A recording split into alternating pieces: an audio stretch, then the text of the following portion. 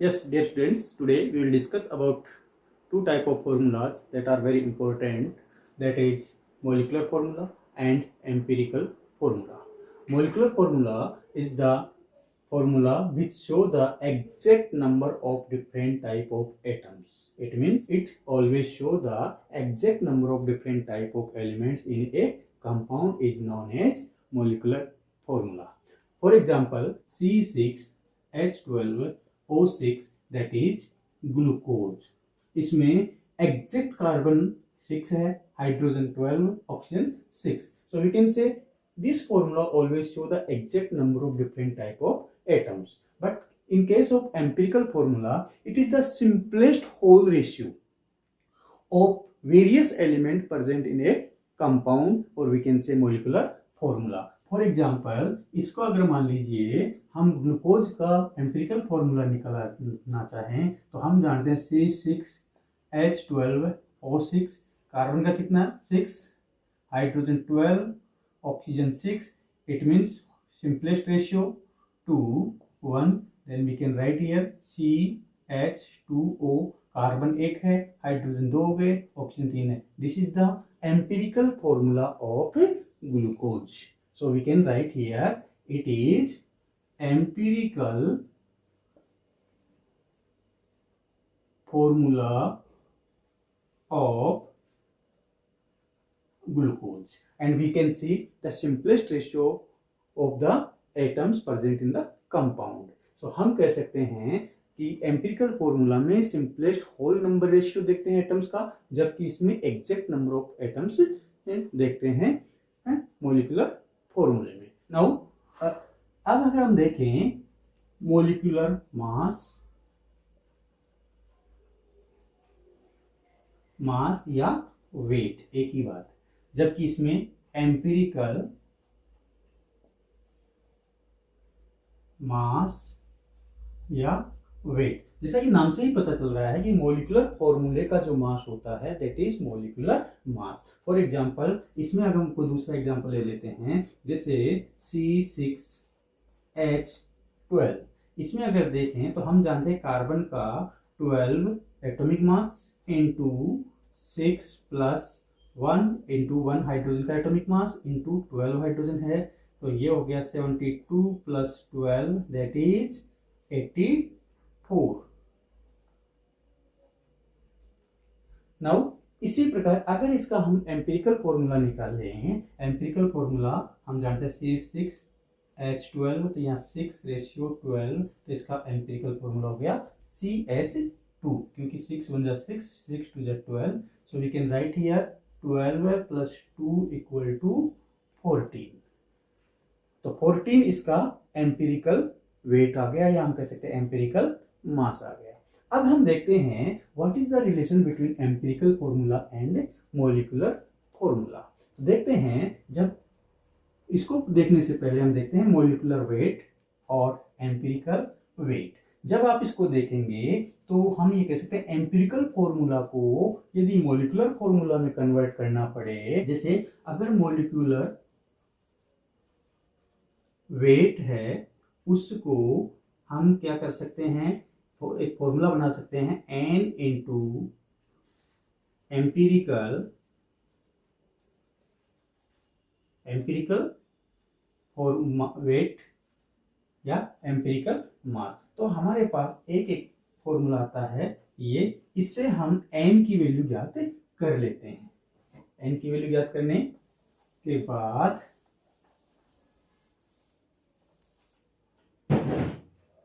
Empirical n equal to क्या हो जाएगा, molecular weight upon empirical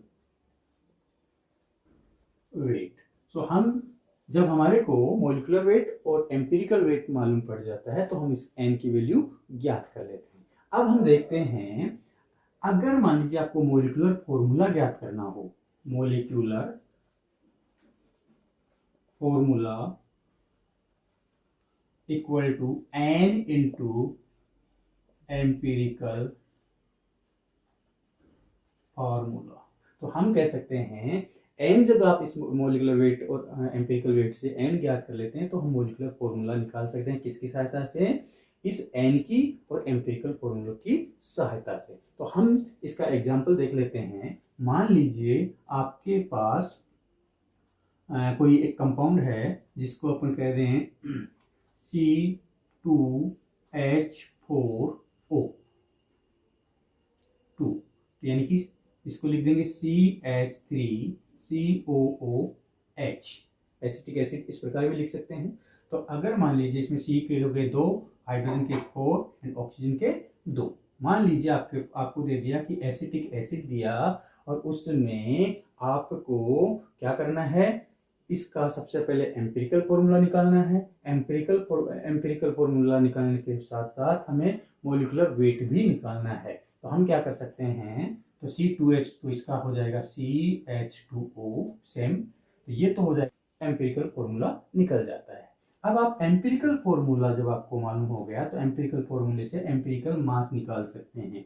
empirical मास निकालने के लिए क्या करेंगे, सेम जैसे कि इसमें कार्बन के 12 है, हाइड्रोजन के 2 हैं, ऑक्सीजन के 16 है, इस तरीके से अपन कर सकते हैं जो आप पहले पढ़ चुके हैं। इसी प्रकार मोलिकुलर वेट, अब आपको मोलिकुलर वेट निकालना पड़ेगा। मोलिकुलर वेट निकालने के लिए वही फॉर्मूला, जब आपको एन की वैल्यू मालूम चल जाएगी, क्योंकि मोलिकुलर फॉर्मूला क्वेश्चन में या तो आपको दिया होगा मोलिकुलर मास दिया हुआ होगा या मोलिकुलर फॉर्मूला दिया होगा, दोनों में से कोई सा एक दिया हुआ होगा। नाउ एक numerical, that is a compound has molecular weight that is 190 ग्राम। तो हम यहाँ सॉल्यूशन में जब भी आपको मैंने बताया है, जब भी सॉल्यूशन कीजिए वन साइड में आप लिखिए गिवन। गिवन क्या क्या है, गिवन क्या क्या है, molecular weight equal to 190 gram. Empirical formula दिया हुआ है, एम्पिरिकल फॉर्मूला दिया हुआ है CH2O। जब आपको एम्पिरिकल फॉर्मूला दिया हुआ है तो एम्पिरिकल मास भी निकाल सकते हैं। एम्पिरिकल मास या वेट ये कितना हो जाएगा, 12 + 1 + 32 इक्वल टू 32 क्यों, 16 × 2, ऑक्सीजन 2 हैं तो हम कितना कर देंगे यहाँ 45 ग्राम। जब एम्पिरिकल मास मालूम चल गया, मोलिकुलर वेट मालूम है और इसमें सबसे पहले क्या पूछ रहा है, मोलिकुलर फॉर्मूला पूछ रहा है, तो आप सबसे पहले हमने दो रिलेशन देखे हैं, molecular weight equal to N ×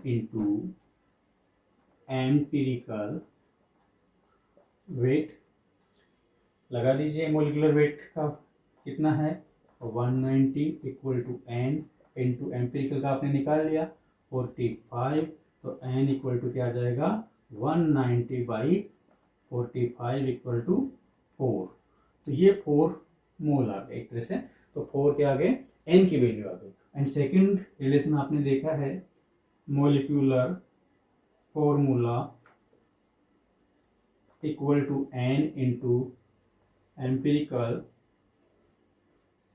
empirical formula that is N × empirical formula आपका दिया हुआ है CH2O इक्वल टू N की वैल्यू 4 है × CH2O, then we can write C4H4O4. This is the molecular formula. Clear? Next question है, a compound has vapor density that is 45 gram and empirical formula that is CH2O, find its molecular formula. तो ध्यान रखिए, vapour density जब भी दी हुई होती है उसका एक रिलेशन होता है कि molecular weight equal to 2 × vapour density. ये फॉर्मूला आपको याद रखना है। अब परीक्षा हो सकता है आपको परीक्षा में वेपर डेंसिटी दिया हुआ हो, उस केस में आपको क्या करना है, molecular weight equal to 2 × VD लिखना है, क्योंकि हम ये रिलेशन है तो हम इसमें क्या कर सकते हैं, molecular weight equal to 2 × 45 gram that is 90 gram आपका क्या आ गया मोलिकुलर वेट आ गया। जब मोलिकुलर वेट आ गया और आपको क्या दिया है, एम्पिरिकल फॉर्मूला दिया हुआ है, एम्पिरिकल फॉर्मूला दिया हुआ है CHO2। तो आप देख सकते हैं कार्बन 12 + 1 + 32, इसका क्या कर देंगे, एम्पिरिकल मास। इसको बताने की आपको जरूरत नहीं है, 45 ग्राम। जब आपको मोलिकुलर वेट मालूम है, एम्पिरिकल मास मालूम है, एम्पिरिकल वेट मालूम है, तो आप क्या कर सकते हैं, n की वैल्यू निकाल सकते हैं। तो हम कह सकते हैं n = मोलिकुलर वेट अपॉन, क्या लिखेंगे यहाँ, empirical weight, that is 90 gram upon 45 gram, that is 2। n की वैल्यू जब आपको मालूम है 2 है, तो आप सेकंड जो आपका रिलेशन है उसमें आप लिख सकते हैं molecular formula = n × empirical formula. आपको मालूम है n की वैल्यू कितनी आई यहाँ 2, और यहाँ एम्पिरिकल फॉर्मूला क्या था, इक्वेशन में दिया हुआ है, तो C2H2O4 will be the molecular formula of, yes, next question, that is a compound has carbon 40%, hydrogen 6.7%, oxygen 53.4%। यानी कि 100% कंपाउंड में 40% कार्बन होता है, 6.7% हाइड्रोजन होता है एंड 53.4% आपका ऑक्सीजन है। यानी कि हम कैसे 100% में ये तीन चीज प्रेजेंट है। अब आपको क्या करना है, इसका मोलिकुलर मास दिया हुआ है 60 ग्राम। आपको क्या करना है, सबसे पहले इसका एम्पिरिकल फॉर्मूला ज्ञात करना है। इस प्रकार के क्वेश्चन को सोल्व करने के लिए क्या करते हैं, प्रत्येक एलिमेंट, सबसे पहले 3 कॉलम बनाते हैं, एक एलिमेंट जिसमें कि जितने भी एलिमेंट है आप उसमें लिख सकते हैं। कभी कभी क्या होता है कि जब कार्बन दे दिया, हाइड्रोजन दे दिया और रेस्ट ऑक्सीजन लिख देता है, यहाँ रेस्ट ऑक्सीजन, यानी कि इसको जोड़ने और 100 में से माइनस करेंगे तो इसका ऑक्सीजन की क्वांटिटी आ जाएगी। तो कभी कभी क्या होता है, यहाँ रेस्ट ऑक्सीजन भी लिखा होता है। तो हम यहाँ क्या करते हैं, सबसे पहले जो एलिमेंट्स है वहाँ हम क्या लिख देते हैं, इस एलिमेंट्स वाले कॉलम में रख देते हैं। अब इसके बाद में percentage of atoms by mass, ये क्वेश्चन में दिया हुआ होता है। तो यहाँ 40, यहाँ क्या करेंगे 6.7 और यहाँ पर 53.4। एटॉमिक मास इन एलिमेंट्स का क्वेश्चन में दिया हुआ होता है, और जनरली यहाँ तो कार्बन, हाइड्रोजन और ऑक्सीजन है, इसलिए हम इनका अच्छे से जानते हैं। तो कार्बन का 12 होता है, हाइड्रोजन का 1 एंड ऑक्सीजन 16। अब क्या करते हैं, इनका दोनों का एटॉमिक रेशियो ज्ञात करते हैं। एटॉमिक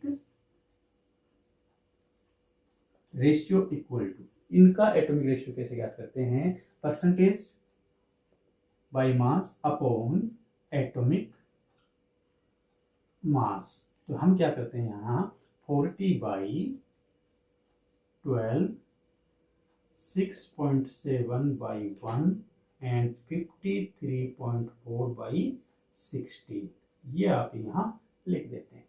अब इसमें क्या करेंगे, 3.3 जो भी आपका आता है, 1 डेसिमल के बाद 1 डिजिट ले सकते हैं। यहाँ आपका आता है 6.7, और जब इसको 16 से डिवाइड करके इसका आता है 6.3।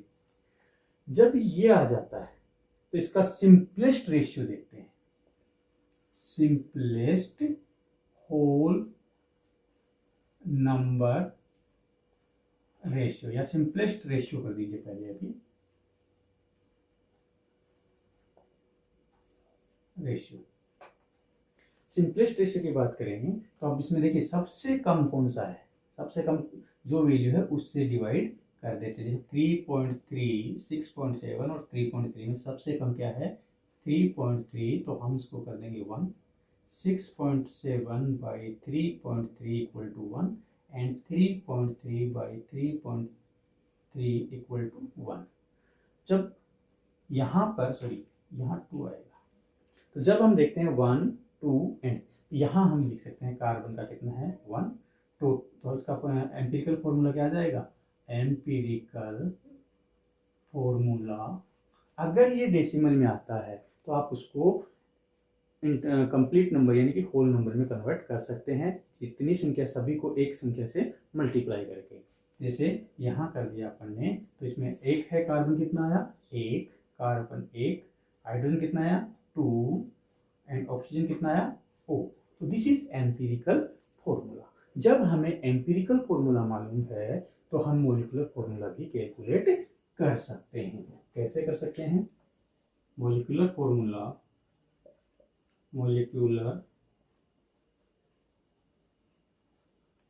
Equal to n into empirical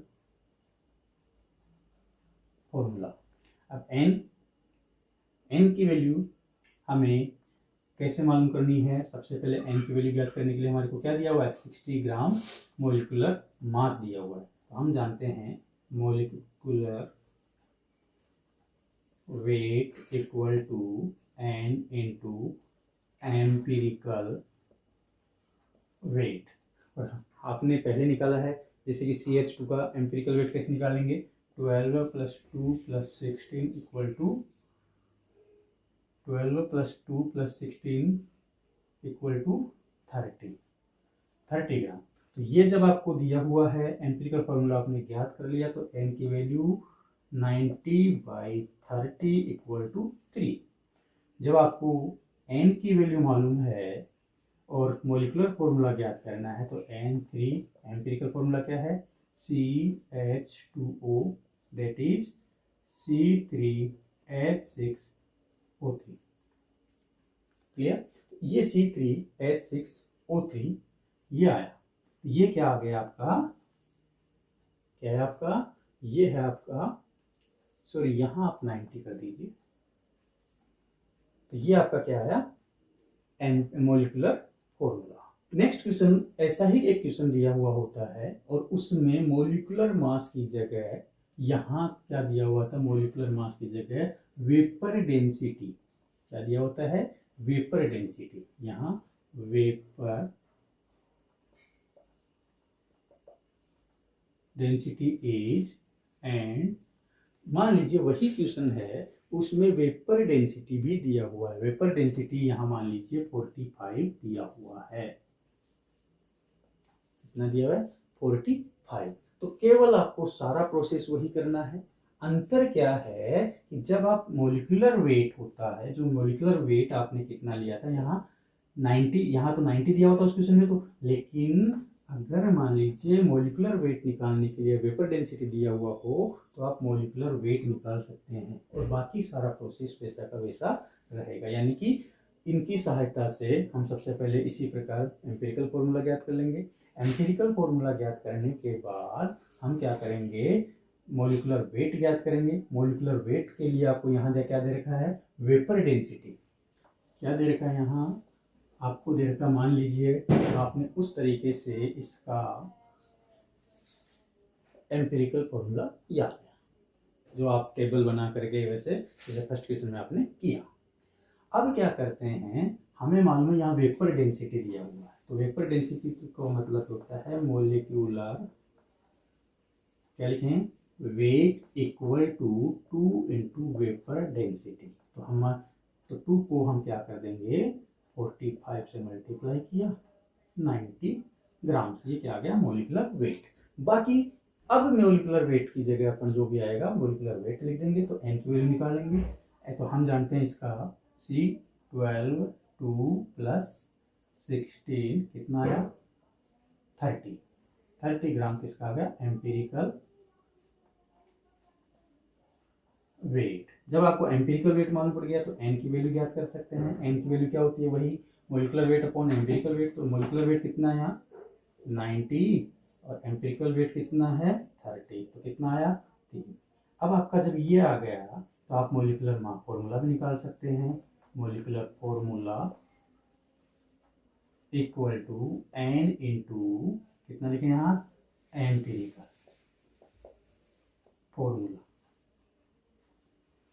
equal to n क्या करेंगे यहाँ 3 इंटू एम्पिरिकल फॉर्मूला कितना है CH2O, तो C3H6 O3, ये आपका कहा जाता है फॉर्मूला। केवल अंतर याद रखना आपको कि वेपर डेंसिटी जब आता है तो उसको हम फॉर्मूले से वेपर डेंसिटी इक्वल टू क्या होता है मोलिकुलर वेट निकालने के लिए उसको 2 से मल्टीप्लाई कर देते हैं, बाकी प्रोसेस वो का वो रहता है। ठीक इसी प्रकार अगर मान लीजिए यहाँ पर प्लस परसेंटेज न दे करके यहाँ पर अगर ग्राम्स दे दें तो भी आप उसको सेकंड कॉलम में या परसेंटेज से मास दे देंगे और बाकी प्रोसेस वो का वो रहेगा। सो एम्पिरिकल फॉर्मूला और मॉलिक्यूलर फॉर्मूला में इतना ही।